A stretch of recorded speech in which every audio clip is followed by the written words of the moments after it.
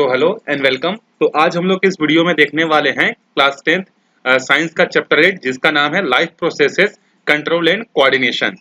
तो ये जो चैप्टर है ये आपके बायोलॉजी का पार्ट है जिसमें आप लोग अपने बॉडीज के बारे में पढ़ोगे कि आपका बॉडी, आपका ब्रेन, आपके स्पाइरल कॉर्ड्स जो होते हैं किस तरीके से आपकी एक्टिविटीज को क्या करते हैं, परफॉर्म करते हैं, किस तरीके से आपकी एक्टिविटीज को कंट्रोल करती हैं और बहुत सारी चीजें अभी आप इस चैप्टर में क्या करने वाले हो, स्टडी जो है करने वाले हो। तो देखो स्टार्ट करते हैं हम लोग। You have studied about the several life processes. Let us consider a few of them. Few of them. आपने अभी तक क्या की होगी, बहुत सारी लाइफ प्रोसेसेस के बारे में स्टडी की होगी। जैसे कि उसमें से कुछ चीजें यहाँ दी हुई है। While we swallow our food, the process of breathing stops momentarily. जब आप क्या करते हो, खाना को अंदर अपने बॉडी के अंदर में डालते हो तो कुछ समय तक के लिए आपकी सांसें क्या होती हैं, रुक जाती हैं। ये चीज आपने नोटिस की है। जब आप खाना चबाने के बाद जब आप अंदर डालते हो तो कुछ समय के लिए आपकी सांसें क्या होती है, रुक जाती है। During the process of digestion of food different types of substance are either secreted or absorb. जब आप खाना खाते हो, जब आपके जो खाना आपने जो फूड जो कंज्यूम किया है, जब उसका डाइजेशन होता है तो डाइजेशन होते समय क्या होता है, आपके बॉडी के अंदर से क्या होती है, कुछ सब्सटेंसेस या कुछ जूसेस क्या होती हैं, या तो सीक्रेट होती हैं या एब्जॉर्ब होती हैं। और वो हमारे एलिमेंट्री कैनाल के क्या होते हैं, डिफरेंट डिफरेंट पार्ट्स पर जो होती है। जैसे फॉर एग्जांपल जब आप क्या करते हो, आप अपने मुंह में जब खाना डालते हो तो सबसे पहले वहां पर क्या होता है, एक लिक्विड आता है आपके मुंह से और वो फूड्स को क्या करता है, मिक्सिंग करने का काम करता है। तो एक तो यहाँ पर जो है सब्सटेंस जो हुआ आपके माउथ में रिलीज हुआ, जिसके कारण से आपका जो फूड है वो क्या बन गया, लिक्विड बन गया। मतलब लिक्विड नहीं बना, एक तरीके से बोल सकते हो लुब्रिकेंट जैसा उसने काम किया, ताकि आप अपने टीथ से क्या कर सको, उसको इजिली जो है काट सको। फिर उसके बाद उसको अंदर ढकेलने के लिए भी वो हेल्प करता है। तो ऐसे बहुत सारे जो है क्या होते हैं, आपके बॉडी के अंदर में जो है जूसेस जो है सीक्रेट होती हैं। As soon as something comes to close to our eyes, our eyelids are shut. जब हमारे आंखों के सामने कुछ अचानक से चीजें आती हैं तो हमारी आंखों की जो पलकें होती है, जिसको आप आईलिड्स बोलते हो, जो आईलिड्स जो होती है वो क्या होती है, सडनली जो है बंद हो जाती है। जैसे देखोगे कि जब कीचड़ वगैरह या फिर कोई चीज आपके आंखों में आ रही होती है तो आपका आंख क्या करता है, पहले से ही सेंस करके आपकी आंखें क्या होती हैं, बंद हो जाती हैं। तो इन एक्टिविटीज पर आपका कंट्रोल नहीं होता। कुछ एक्टिविटीज होती है जिन पर आपका कंट्रोल होता है, लेकिन यहाँ पर जो एक्टिविटीज जैसे जूस का सीक्रेट होना, सब्सटेंस का आपके बॉडी से निकलना, या आपकी आंखों का बंद हो जाना, आपकी सांसों का कुछ देर रुक जाना, इस पर आपका कंट्रोल नहीं है, ये ऑटोमेटिक जो है होते रहती है। तो ये तो हमने बात की ह्यूमंस में। इसके अलावा जो प्लांट्स होते हैं, प्लांट्स में भी कुछ इस तरीके की स्पेसिफिक चीजें जो है होती है। जैसे फॉर एग्जांपल एक आप लोग जो है पौधा जो है जानते होंगे जिसका नाम है, प्लांट का नाम है टच मी नॉट, जिसको हम लोग ज्यादा अच्छे से जानते हैं छुई मुई करके। अगर आप उसको टच करोगे तो क्या होता है, टच करने के बाद वो अपने आप क्या होने लगता है, उसके जो टिप्स जो होते हैं वो सिकुड़ने लगते हैं। We often find the stomata open in several plants during the process of photosynthesis। और जब बहुत सारा प्लांट्स ऐसा होता है जब उनमें फोटोसिंथेसिस प्रोसेस होता है, तो फोटोसिंथेसिस प्रोसेस के समय उनका स्टोमेटा क्या होता है, ओपन होता है। आई होप आपने फोटोसिंथेसिस प्रोसेस के बारे में पढ़ा होगा। जिस तरीके से हम लोग अपना फूड क्या करते हैं, प्रिपेयर करते हैं गैसेस में या गैसेस में बर्तन में, उसके बाद हम लोग उसको कंज्यूम करते हैं। उसी तरीके से जो ट्री होते हैं, जो प्लांट्स होते हैं, वो भी अपना फूड जो है क्या करते हैं, एक डिफरेंट तरीके से प्रिपेयर करते हैं। और उस प्रोसेस को हम लोग क्या बोलते हैं, फोटोसिंथेसिस प्रोसेस जो है हम लोग उसको बोलते हैं। और ये जो प्रोसेसेस जो होते रहती है ये क्या होती है, कंटिन्यूअसली जो है होता रहता है। अब आगे देखो, वेदर प्रोसेसेस गो कंटिन्यूअसली और a process stop as another goes on. हमारे बॉडी के अंदर में या प्लांट के अंदर में कुछ एक्टिविटीज जो होती हैं वो क्या होती है, कुछ प्रोसेसेस जो होती हैं वो कंटिन्यूअसली चलते रहती हैं। जैसे आपके हार्ट बीट का पंप होना कंटिन्यूअसली चलते रहता है, आपके बॉडी के अंदर में ब्लड का फ्लो होना क्या होता है, कंटिन्यूअसली चलते रहता है। लेकिन कुछ प्रोसेसेस ऐसी होती है जो कुछ देर चलती हैं फिर रुक जाती है। जैसे आप किसी से बात करते हो तब आपके लिरिंग से क्या होती है, वाइब्रेशन होती है और साउंड बाहर आती है। जब बात नहीं करते तो ये एक्टिविटी क्या होती है, रुक जाती है। तो इस तरीके से बहुत सारे जो है हमारे प्रोसेसेस होते हैं और कुछ प्रोसेस पर हमारा कंट्रोल होता है, कुछ पर हमारा कंट्रोल नहीं होता है। A system for communication of information is present in the bodies of all the living organism that enables such function to occur at a certain times। अब कौन से बॉडी पार्ट को कब एक्टिवेट करना है, इसके लिए हमारे बॉडी के अंदर में क्या होता है, एक कम्युनिकेशन सिस्टम जो है लगा हुआ होता है। जैसे और उसका जो मेन जो कंट्रोलर होता है उसको हम लोग क्या बोलते हैं, ब्रेन बोलते हैं। तो जिस तरीके से आपके मोबाइल में क्या फंक्शन कब क्या करना है वो आप डिसाइड करते हो, उसी तरीके से ब्रेन क्या करता है, कब आपके कौन से बॉडी पार्ट को एक्टिवेट करना है, कब कौन से बॉडी पार्ट को डीएक्टिवेट करना है, ये सब का लेखा जोखा इन सब का कंट्रोल कौन करता है, आपका ब्रेन जो है वो करता है। Let us study about the some of this system. अब उसमें से कुछ सिस्टम्स के बारे में अभी हम लोग क्या करने जा रहे हैं, पढ़ने जा रहे हैं। We shall study about them first in humans. देखो सबसे पहले हम लोग देखेंगे इसको ह्यूमंस के बारे में। Conduction of information in our body is mainly carried out through the system of nerve and the some chemicals. हमारे बॉडी में इंफॉर्मेशन का एक जगह से दूसरे जगह जो है पहुंचाना या पहुंचना किस पर डिपेंड करता है, कुछ नर्व्स पर डिपेंड करता है और कुछ केमिकल्स पर जो है डिपेंड करता है। जैसे जब आप क्या करते हो, जब आप चलते रहते हो बिना चप्पल के बिना शूज के, अगर आपके पैरों के नीचे अचानक से कोई नुकीला चीज आ जाता है, शार्प चीज आ जाता है, तो आपका पैर क्या होता है, तुरंत वहां से ऊपर उठ जाता है। तो ऐसा तुरंत उठाने के पीछे कौन सा आपका बॉडी पार्ट्स काम किया, तो उसने क्या किया, आपके ब्रेन ने क्या किया, आपके लेग वाले जो नर्व थे उसको मैसेज भेजा कि यहाँ पर मत रख पैर, यहाँ पर मेरे को क्या हो रहा है, पेन हो रहा है। तो इस तरीके से बहुत सारे जो है नर्व्स जो होते हैं वो ब्रेन से क्या होते हैं, कनेक्टेड होते हैं। इसको आप समझ सकते हो एक इलेक्ट्रिकल सिस्टम जैसा। जैसे आपके पास मान लो क्या है, एक बहुत बड़ा कंट्रोल बोर्ड है जिससे आप पूरे गांव में हर घर की बिजली को कंट्रोल कर सकते हो। तो आपको जिसे आपको लगा कि इस घर को बिजली देना है, आप बटन ऑन कर दो, इस घर को बिजली नहीं देना है बटन ऑफ कर दो। तो जिस तरीके से आप लाइट, पूरे गांव के लाइट का कंट्रोल आपके हाथों में है, उसी तरीके से आपके बॉडी पार्ट्स का पूरा कंट्रोल किसके पास है, ब्रेन के पास है। और वही डिसाइड करता है कि किस सिचुएशन में मेरे को कौन कौन से बॉडी पार्ट्स को एक्टिव करना है। एक समय में कई बार होता है कि एक ही बॉडी पार्ट एक्टिव होता है, कई बार ऐसा होता है कि एक समय में क्या होता है, डिफरेंट डिफरेंट बॉडी पार्ट जो है क्या होते हैं, एक्टिवेट होते हैं। अब आगे देखते हैं, system related to coordination and control in humans. Humans में कोऑर्डिनेट करने के लिए और बॉडी फंक्शन को कंट्रोल करने के लिए क्या क्या चीजें अवेलेबल है और कैसे वर्क करती हैं उसको हम लोग देखते हैं। तो let us do an activity to observe how certain system work in the coordination with each other, conducting the information from one end to the another and how fast they do।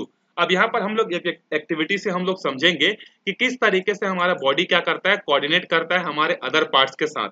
अगर हमारा कोई parts हमारे brain के साथ अगर coordinate नहीं किया तो हमारा बॉडी प्रॉपर्ली फंक्शन नहीं करेगा। जैसे आपका साइकिल अगर अच्छे से चल रहा है, तो क्यों चल रहा है, क्योंकि साइकिल में जितने पार्ट्स हैं सब एक दूसरे के साथ कोऑर्डिनेट कर रहे हैं। अगर मान लो साइकिल के पीछे वाला टायर बोला कि मैं नहीं चलूंगा, तो क्या आप साइकिल चला सकते हो, नहीं चला सकते। या आपका पंचर हो गया, मतलब वो तो बोलेगा नहीं कि मैं नहीं जाऊंगा करके नहीं बोलेगा, लेकिन अगर साइकिल पंचर हो गई तो उसका एक बॉडी पार्ट क्या हो गया, खराब हो गया ना साइकिल का, तो वो नहीं चलेगा अच्छे से। तो उसी तरीके से आपके बॉडी को स्मूथली फंक्शन कराने के लिए सारे नर्व्स, सारे एलिमेंट्स, जो जितने भी पार्ट्स होते हैं सबको क्या करना पड़ता है, कोऑर्डिनेट जो है करना पड़ता है।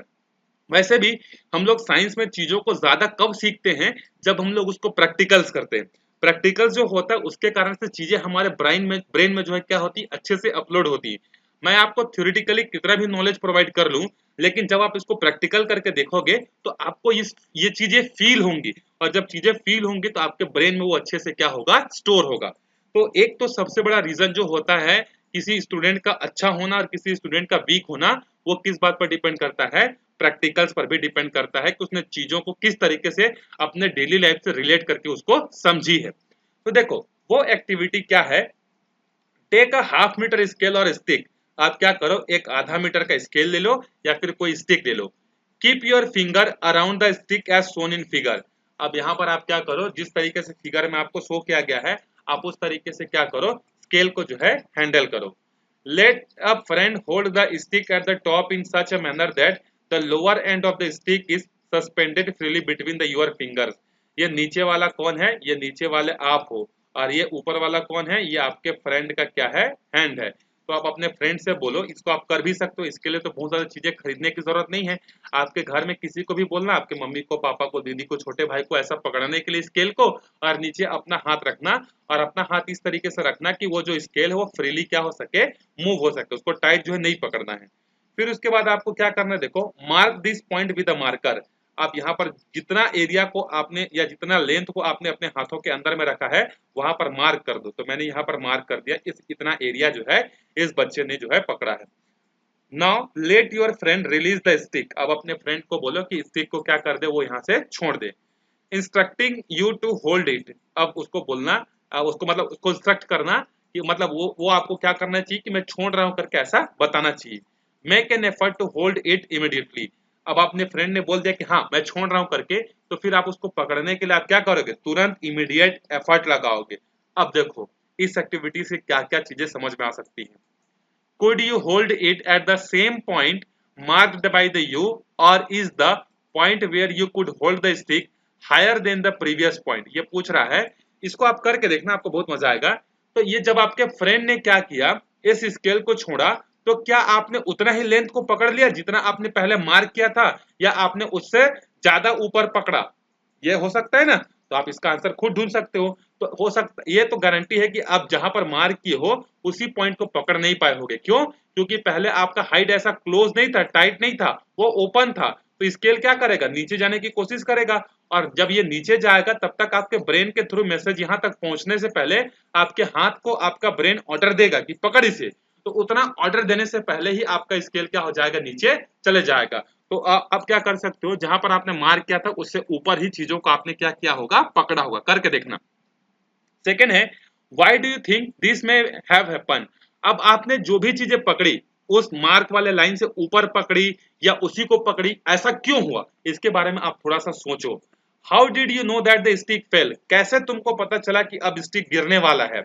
Which part of your body was responsible for holding the skill stick को होल्ड करने के लिए आपके बॉडी का कौन सा पार्ट ने आपको सपोर्ट किया? तो देखो आपको कैसे पता चला कि स्टिक गिरने वाला है, तो आपके फ्रेंड ने क्या किया, आपको साउंड के थ्रू एक इंफॉर्मेशन दिया।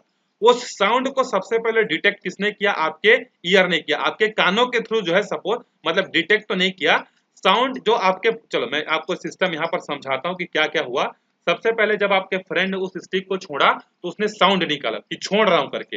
वो जो साउंड है वो आपके बॉडी के अंदर में ईयर वाले पार्ट्स के थ्रू गया, कहां पर, ब्रेन को। और ब्रेन ने जो आपके फ्रेंड ने जो मैसेज भेजा था, ये जो आपने इसने मैसेज जो किया था, जो कोड भेजा था, जो कोडिंग की थी आपके फ्रेंड ने, उसको ब्रेन ने क्या किया, डिकोड किया, और उसको समझ में आ गया कि अब हाँ ये चीज गिरने वाली है। तो आपके ब्रेन ने क्या किया, यहाँ पर जो नर्व्स को एक्टिव किया, और कौन से वाले नर्व्स को एक्टिव किया, तो अपने हैंड वाले नर्व्स को एक्टिव किया और ऑर्डर दिया कि पकड़ करके। तो फिर अपने हैंड ने उसको क्या किया, पकड़ा। तो इतने सारे प्रोसेस जो है यहाँ पर हुए हैं।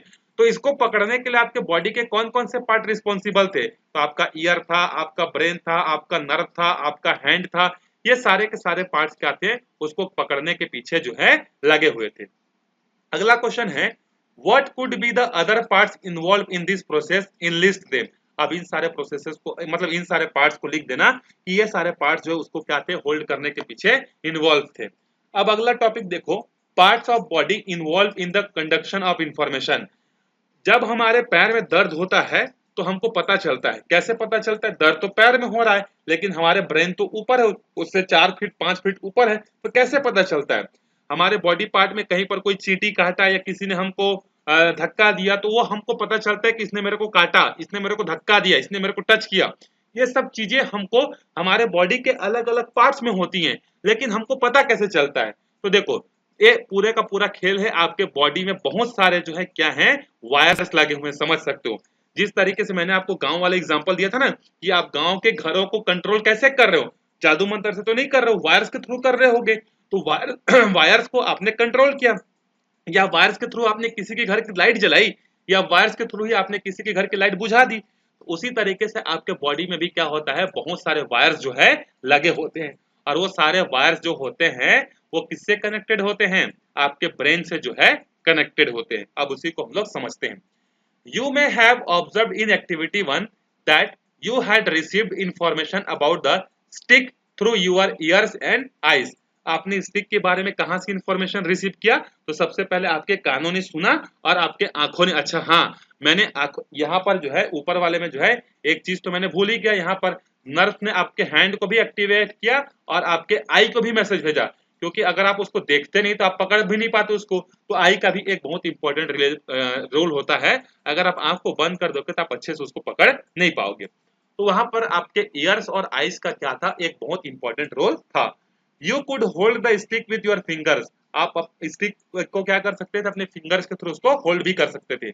Other parts involve might have been the muscles of your hand, your brain, spinal cord और नर्व्स, स्पाइनल कॉर्ड सॉरी।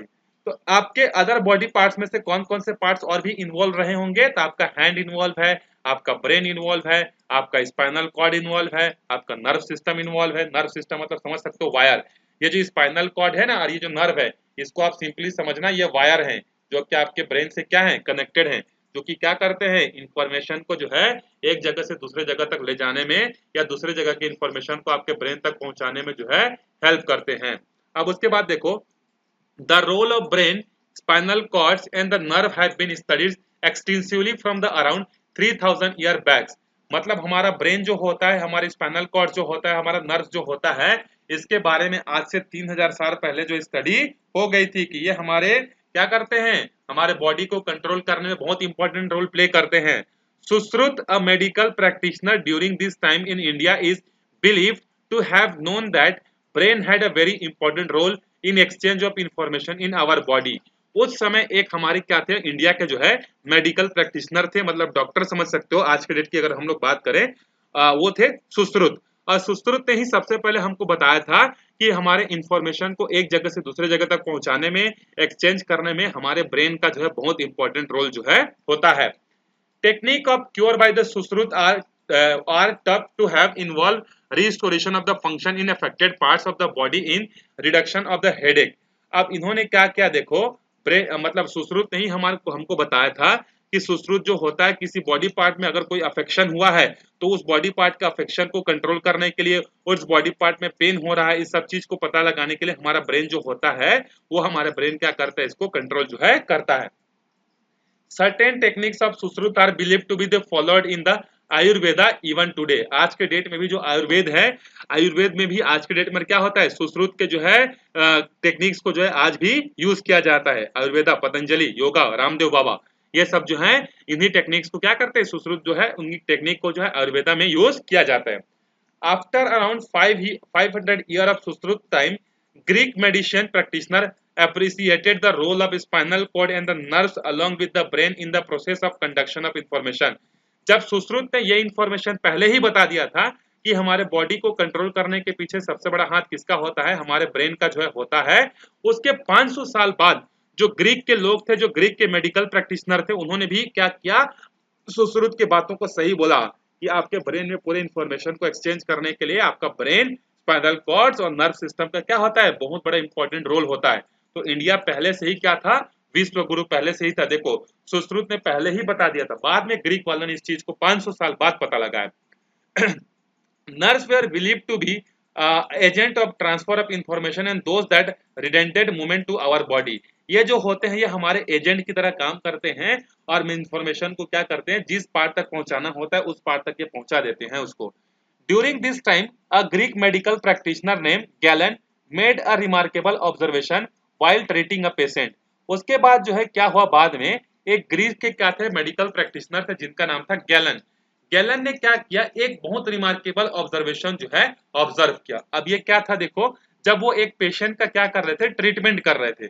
अब देखो आप लोग बोल रहे हो कि सर आप लाइन टू लाइन क्यों बढ़ा रहे हो, क्योंकि देखो आपकी सबसे बड़ी गलती ये होती है कि आप लाइन टू लाइन किसी चीज को पढ़ते नहीं हो। जब आप लाइन टू लाइन पढ़ते हो तो आपका कंसेप्ट बिल्ड होता है और बहुत सारी छोटी छोटी चीजें जो होती है यहाँ से आपको पता चलती। जैसे अगर आपको मैं ऊपर से आपको समझा देता तो ये शायद मैं आपको गैलन के बारे में नहीं बता पाता, उसके बारे ये जो ग्रीक जो मेडिकल प्रैक्टिशनर थे इसके बारे में शायद नहीं बता पाता। तो इसीलिए लाइन टू लाइन आपको चीजों को जो है समझनी चाहिए। कोई भी चीज जो होता है वो फालतू में नहीं छपा होता है, इस चीज को आपको याद रखना है। The patient had been injured near the neck and lost sensation is in his hand. जिस पेशेंट का ये ट्रीटमेंट कर रहे थे उसके गले के आसपास क्या था, इंजर्ड हो गया था और उसके जो हाथ जो था उसमें सेंसेशन क्या हो गया था, खत्म हो गया था। अब उसमें कोई सेंसेशन नहीं बचा हुआ था। At the function ability of the hand was not lost. उसकी हैंड की सेंसिटिविटी तो खत्म हो चुकी थी लेकिन उसका हैंड जो है अभी भी काम कर रहा था। मतलब सेंसिटिविटी का मतलब क्या है कि जैसे आप गर्म पानी को छूते हो, ठंडा पानी को छूते हो तो आपके हाथों के थ्रू आपको पता चल जाता है कि ये गर्म है, ये ठंडा है करके। तो वो इन चीजों को सेंस नहीं कर पा रहा था, फिर भी उसका हाथ क्या कर रहा था, काम कर रहा था। Thus Galen concluded that there must be two pathway of flow of information in our bodies। तो इसके बाद गैलन ने एक कंक्लूजन हमको ये दिया कि देखो इसका सेंसेशन काम नहीं कर रहा है, फिर भी इसका हाथ वर्क कर रहे हैं, मतलब डेफिनेटली इंफॉर्मेशन को एक जगह से दूसरे जगह तक पहुंचाने के लिए जरूर दो रास्ते होंगे। एक रास्ता है सेंसेशन के थ्रू, जैसे पानी को आपने छुआ, आपको गर्म लगा, आपके ब्रेन को पता चल गया अरे इट इज हॉट। उसके बाद दूसरा है आपका रिएक्शन, तो यहाँ पर आपके रिएक्शंस के लिए दूसरा जो होता है, इस तरीके से दो रास्ते जो है होते हैं। He was of the opinion that the brain played an important role in the controlling both out sensation and reaction। और उन्होंने एक चीज ये मानी थी कि जो सुश्रुत ने बताई थी कि ब्रेन का बहुत इंपॉर्टेंट रोल होता है, brain power is the main power. उस चीज को जो है इन्होंने भी बताया कि ये जो सेंसेशन होता है और ये जो रिएक्शंस होता है, इन दोनों को कंट्रोल करने में क्या होता है, हमारे ब्रेन का एक बहुत इंपॉर्टेंट रोल जो है होता है। Also, the spinal cord had a supportive role in the brain and was a medium of transfer of information। इसके अलावा ब्रेन को सपोर्ट करने के लिए एक और हमारा पार्ट्स होता है जिसको हम लोग बोलते हैं स्पाइनल कॉर्ड। स्पाइनल कॉर्ड जो होता है वो ब्रेन को सपोर्ट करता है और क्या करता है, इंफॉर्मेशन को एक जगह से दूसरे जगह ट्रांसफर करता है। Studies done during the 16th and 17th century suggested that the spinal cord not only added function of the brain but certain sensation and the reaction were controlled by it। अब यहाँ पर देखो brain मतलब 16th century और 17th century में ये बताया गया कि जो स्पाइनल कॉर्ड जो होता है सिर्फ और सिर्फ वही ब्रेन को सपोर्ट नहीं करता, इसके अलावा कुछ और भी सेंसेशन, कुछ और भी रिएक्शंस होते हैं जिसके थ्रू हमारा ब्रेन क्या होता है, कंट्रोल होता है। It was observed that even in the absence of brain, sensation and movement in our muscle of the body could be observed for the sometimes। अगर आपका ब्रेन कुछ देर के लिए absent हो गया है, फिर भी आपका बॉडी मूवमेंट क्या होता है, कुछ देर तक जो है चलते रहता है। तो इस तरीके से सिर्फ स्पाइनल कॉर्ड ही आपके बॉडी में इंपॉर्टेंट रोल नहीं होता, उसके अलावा सेंसेशनल पार्ट, रिएक्शन पार्ट भी इंपॉर्टेंट होते हैं। नेक्स्ट देखते हैं, further on after the discovery of cells and the observation of arrangement of the nerve cell in the body, we also come to know that we also know about their probable structure। जब हमको हमारे body के sales के बारे में पता चला, उसके अरेंजमेंट के बारे में पता चले, नर्व सेल कैसा होता है हमारे बॉडी में, तो जब ये चीजें पता चलते गई तो हमको इसके स्ट्रक्चर के बारे में, इसके कंपोजिशन के बारे में, इसके फंक्शन के बारे में भी धीरे धीरे हमको पता चलता गया। कैमेलियो गोल्गी एक हमारे क्या थे, एक साइंटिस्ट थे, उनका नाम क्या था, कैमेलियो गोल्जाई। इसको आप गोल्जाई भी पढ़ सकते हो, गोल्जी भी पढ़ सकते हो, गोल्गी भी पढ़ सकते हो, जैसा आपको प्रोनाउंसिएशन करना है। Had discover the Golgi body and the Schwann, इसको सचवान मनी बोलते हैं ना, इसको स्वान बोलते हैं। Schwann who was one of the proponent of the cell theory had independently studied the nerve and cells and their distribution in our body. Golgi bodies were observe first in the nerve cell. तो यहाँ पर कैमेलियो Golgi और स्वान जो थे, इन्होंने हमारे body को क्या किया, अलग अलग तरीके से जो है इन्होंने स्टडी किया। और Golgi bodies were observe first in the nerve cell. और जो गोल्जी बॉडी होती है जिसको हम लोग क्या बोलते हैं, गोल्जी कॉय बोलते हैं, ये जो गोल्जी कॉय जो था यह सबसे पहले जो है नर्व सिस्टम में जो है पाया गया था कि नर्व सिस्टम में गोल्गी जो है प्रेजेंट होते हैं। अब उसके बाद देखो यहाँ पर आपको पिक्चर दिया है किसका, स्ट्रक्चर ऑफ नर्व सेल्स का, मतलब नर्व सेल्स कैसा दिखता है, कैसा होता है, क्या क्या चीजें उसमें प्रेजेंट होती हैं, ये आपको दिया। देखो इस तरीके का स्ट्रक्चर होता है किसका, structure of nerve cell with myelin sheath and without myelin sheath. अब इसमें ये वाले में जो है क्या है, माइलिन प्रेजेंट है, और इस वाले में जो माइलिन प्रेजेंट नहीं है। अब माइलिन किसको बोलते हैं, तो देखो ये जो इस तरीके के स्ट्रक्चर दिख रहा है ना, ऐसा ऐसा, मतलब एक्स के शेप में इस तरीके के, इसको बोलते हैं माइलिन। तो ये एक हमारे पास नर्व सेल है जिसमें क्या है, हमारे पास माइलिन प्रेजेंट है। ये भी एक हमारे पास नर्व सेल है जिसमें माइलिन प्रेजेंट नहीं है। तो इसका मतलब क्या होता है कि हमारे बॉडी में भी क्या होते हैं, डिफरेंट डिफरेंट टाइप्स के जो नर्व सेल होते हैं। एक ही टाइप का नर्व सिस्टम पूरे बॉडी में नहीं होता। जिस तरीके से आपके साइकिल में बॉडी पार्ट्स को कंबाइन करने के लिए सिर्फ एक ही टाइप के नट बोल्ट्स नहीं लगते, अलग अलग टाइप के नट्स बोल्ट लगते हैं ना अकॉर्डिंग टू यूज। तो उसी तरीके से यहाँ भी हमारे स्पाइनल कॉर्ड्स, हमारे नर्व सिस्टम में भी क्या होते हैं, अलग अलग वेरिएशन जो है पाए जाते हैं। आगे देखते हैं, Schwann had observe that nerves that carried sensation had fatty covering over them. Schwann ने ये ऑब्जर्व किया, क्या चीज ऑब्जर्व किया, कि हमारे बॉडी के वो नर्व जो कि सेंसेशन को क्या करते हैं, कैरी करते हैं, उनमें क्या होता है, फैटी जो है उनमें जो है क्या होता है, फैट जो है प्रेजेंट होता है। मतलब उस नर्व सिस्टम में क्या रहता है, फैट जो है प्रेजेंट होता है। After about the 2 decades of this observation, a description of nerve cell was presented।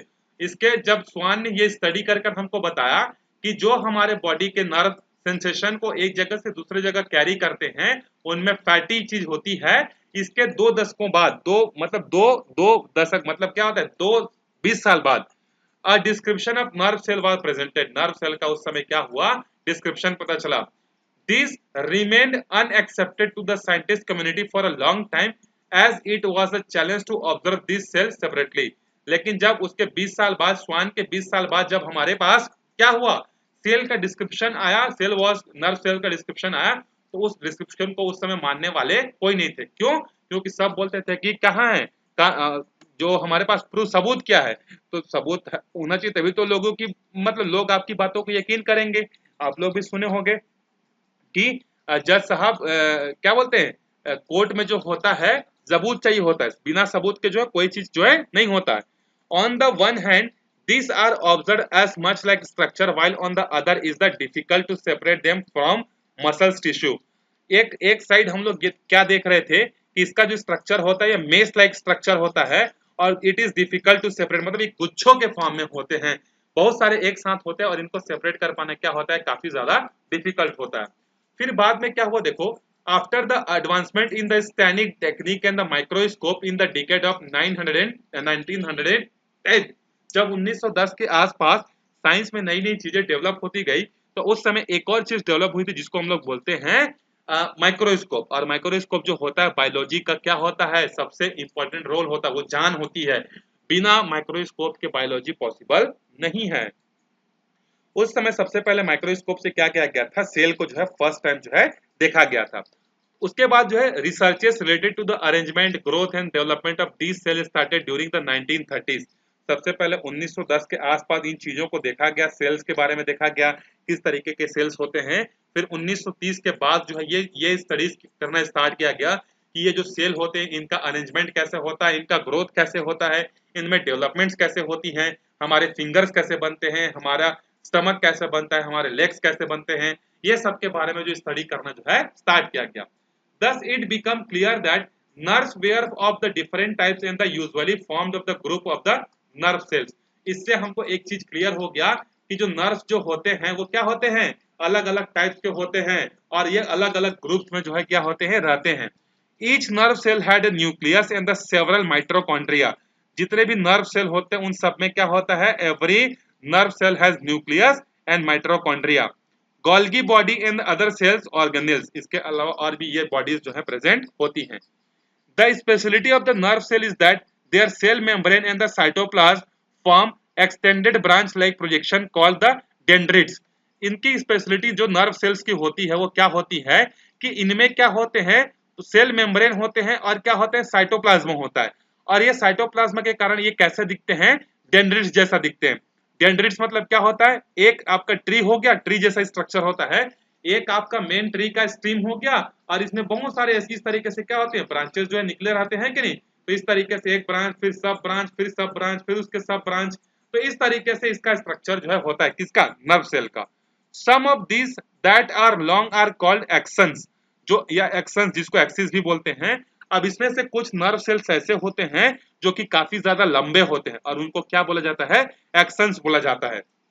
Actions reach the farthest extremities to our body. Some of the axons are covered with a fatty layer called the myelin sheath. मैंने आपको ऊपर वाले structure में बताया था कि इस तरीके का पाइप लाइक स्ट्रक्चर था, इसमें गोल गोल जो थे उसको हम क्या बोलते हैं, माइलिन बोलते हैं। तो ये जो एक्शन जो होते हैं इनमें माइलिन जो है पाया जाता है और माइलिन जो होते हैं वो फैटी एसिड होते हैं, इसके फैटी एसिड से बने होते हैं। Schwann had observe that the sheath was made of cell of which were later called the Schwann cell. और इस चीज को स्वान ने सबसे पहले स्टडी किया था और इसको फिर बाद में क्या नाम दे दिया गया, स्वान सेल जो है नाम दिया गया। The Schwann cell in a myelin sheath are wrapped up in a such a manner over the axons that space remaining between them। मतलब यहाँ पर क्या होता है, जो एक्शंस जो होते हैं उनमें एक्शंस के बीच में क्या होता है, गैप्स होता है। मतलब इस तरीके से यहाँ एक दिखा, फिर यहाँ एक दिखा, फिर यहाँ एक दिखा, तो इस तरीके से इनमें क्या होता है, गैप जो है होता है। Myelin sheath renders protection and the support the actions and the help. अब ये क्या करते हैं, ये जो माइलिन जो होते हैं ये आपके मेन नर्व सिस्टम को क्या करते हैं, सपोर्ट करते हैं। Bringing together several action in a bunch. अब ये क्या करते हैं, बहुत सारे एक्शंस को जो है आपस में बांधे रखने का भी काम जो है करते हैं। It also helps in increasing the rate of flow of information. अब ये क्या करते हैं, आपके इंफॉर्मेशन को एक जगह से दूसरे जगह पहुंचाने में भी क्या करते हैं, हेल्प करते हैं और बड़ी जल्दी पहुंचाते हैं। The actions of nerve with their cell bodies in the brain and the spinal cords reach different areas of our body। अब ये जो हमारे एक्शंस जो होते हैं नर्व के, ये हमारे बॉडी के अलग अलग एरियाज में पहुंचे हुए होते हैं। You may be surprised to know that actions may be so long as to start from brain or spinal cord and reaches the end of the our toes। तो देखो कुछ ऐसे स्पाइनल कॉर्ड्स होते हैं जो कि हमारे ब्रेन से स्टार्ट होते हैं और हमारे पैरों तक भी जाते हैं, इतने लंबे जो है होते हैं। Thus, some of our nerve cells are as long as our height।